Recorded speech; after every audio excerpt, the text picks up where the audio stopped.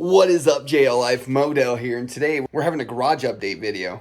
We're going to be adding a finger brake press to my Harbor Freight press today. Stay tuned.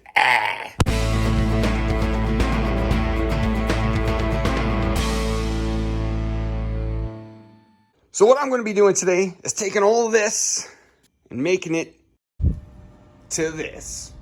So this is from a company called Swag Off-Road. It's a really awesome company. I suggest you go check them out. No, they did not sponsor this video. I paid for this with my own money. I did not get a discount for this, but they make some really awesome add-ons to other tools and just dramatically increase the effectiveness of said tools. Well, one of the things I've always been really intrigued on learning is fabricating, and having a way to bend metal is important for fabrication.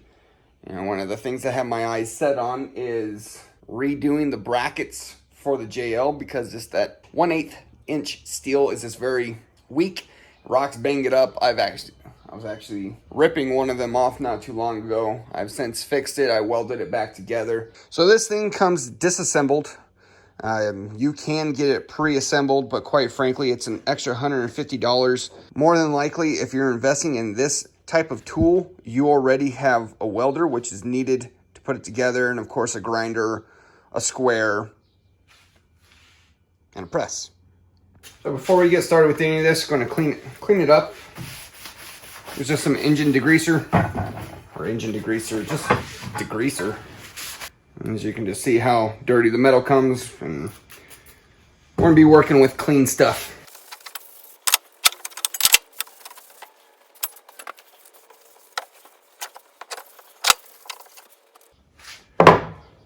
Dang, bro. All clean. So after getting it all cleaned up, we're going to need to get these large steel dowels pressed into here. It's going to be a really tight fit. I'm going to be using the press for it. I'm just going to take off a 45-degree angle along the side before I press it in, just for that better welding surface.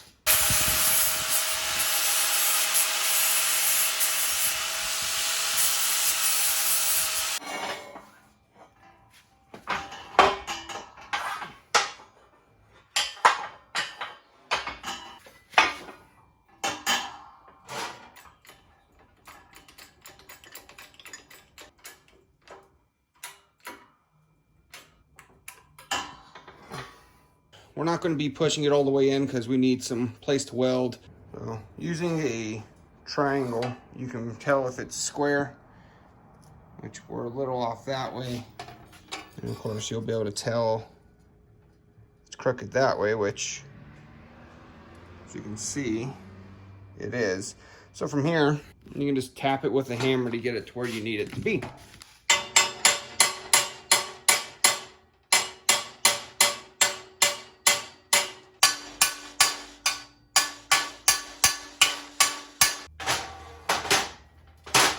Next thing we're going to need to do is weld the bottom of the dowels.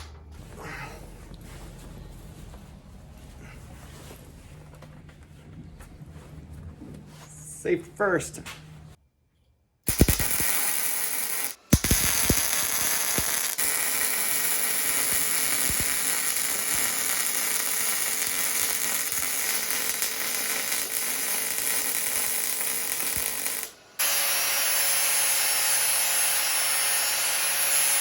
It down flat. We're going to flip it back over. Oops, still hot. Next things, we're going to be welding on these little wings. They're going to go onto the side right here. Make it easy. Use a magnet to hold it flush.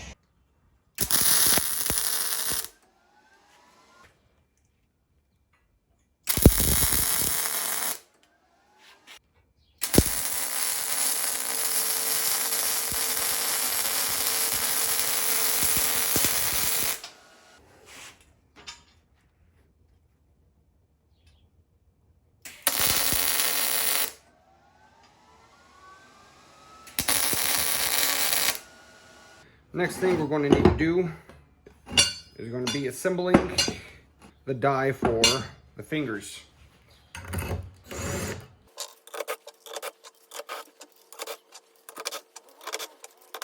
And And the way these fit in, they just slide in, and when you tighten down the bolts, it just squeezes them together.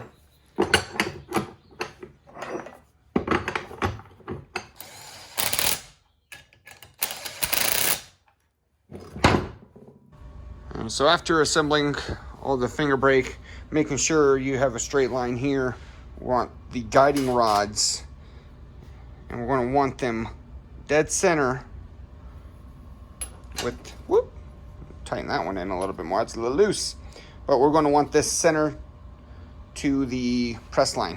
So it's a lot easier when you do finally get it to the point you're ready to tack it on, is to do it upside down. That just ensures the top of the die mount is going to be flush with the guiding rods. So after doing your best to level it, we're just going to tack it into place. Tacking that in, you want to come over,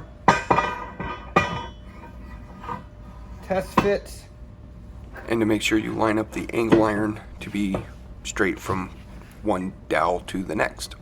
And actually what we're going to do while we're here, since this is test fitting well and I have the die where I want it, I'm going to go ahead and put some tacks in to the bottom die so it doesn't move on me. Now I'm going to pull this out and we're going to go back and fully weld the guiding dowels.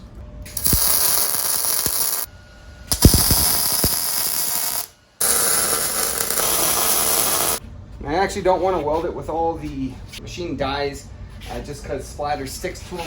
Don't want that to happen, so I'm going to go ahead and remove all the dies.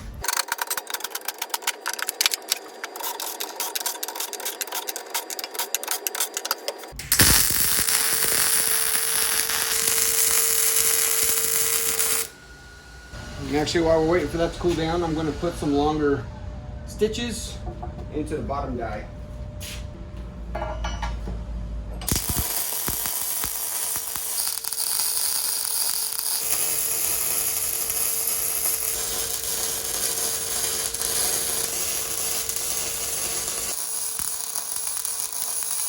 Just waiting for those things to cool down. Excellent time for a break.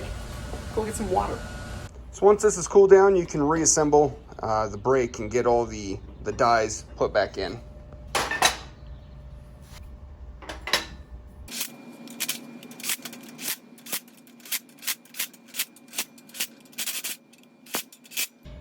Here, throw your return springs over.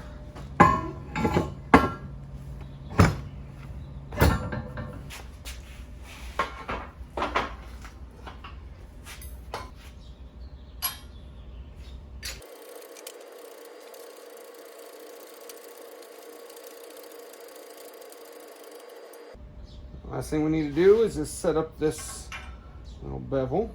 We're going to weld it into place.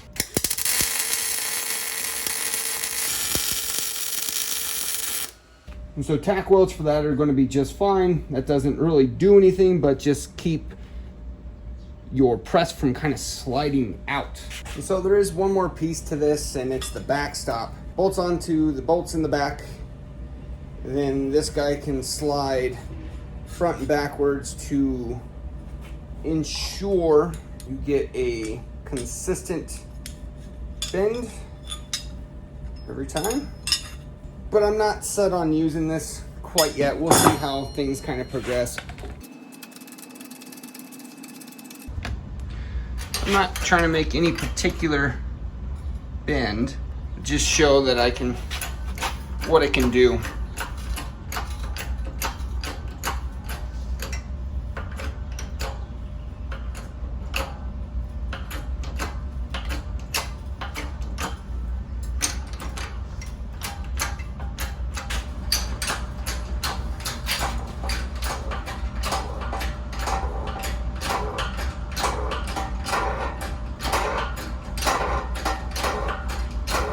Currently at 39 degrees,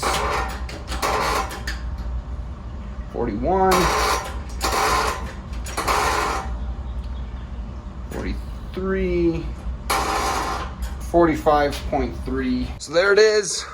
It's all done. Now it's awesome. I can always just take this out. It's relatively small. It's just this piece. I just undo the retainer screw that helps hold this together, which super easy. This pops out, I can set it down right below the press, still use the press as intended. Now, as you can see, it's probably could have gone a little bit more for that perfect bend, but this is just to kind of show you what it's capable of doing. Assembly is relatively simple. It does take some know-how how to do it. You got to make sure things are lining up correctly, otherwise your bends aren't going to be right, or it's not going to compress correctly. If you want this piece and you don't want to deal with the headache of assembling it, they do ship them assembled, but it's another 150 bucks. And it's fun doing this type of stuff yourself. So fabricating is an awesome thing, something I'm really trying to make a push to be able to do effectively, which is why I'm getting all the tools needed, because you know, they don't make bolt-on parts for this stuff anymore. You gotta start making your own. Of course, the way we will the JLs, I need to be able to have the means of repairing things you can't just replace. Example, my welds on my lower control arm mount on the frame were actually cracking when I got under it last time to check on it, which of course would be a bad day if you're driving. Then you end up losing your lower control arm bracket. That's a really important one and can lead to a lot of really big problems. And now, rather than having to try to go and get it through a shop to be able to fix things, well, I'm going to be able to do that myself. Guys, thank you so much for watching. Remember to like, comment, subscribe, and share. And let me know what you think of this in the comments below. Y'all, keep it easy until the next one.